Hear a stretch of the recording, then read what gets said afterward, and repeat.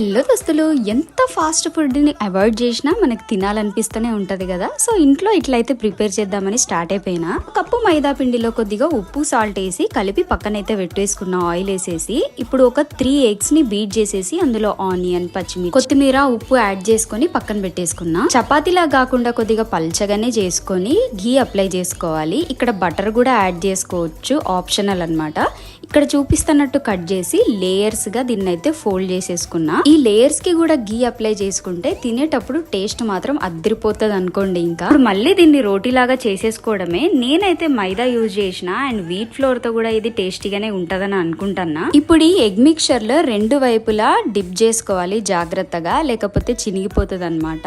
ఒక పాన్ మీద వేసేసుకొని కావాలంటే మిగిలిన కొద్దిగా ఎగ్ అయితే యాడ్ చేసుకోవాలి ఫ్లేవర్ కోసము. చూడండి ఎంత క్రిస్పీగా జ్యూసీగా కనబడుతుంది కదా. టేస్ట్ మాత్రం అద్దరిపోయింది. వీటిని కుల్చాలంటారంట.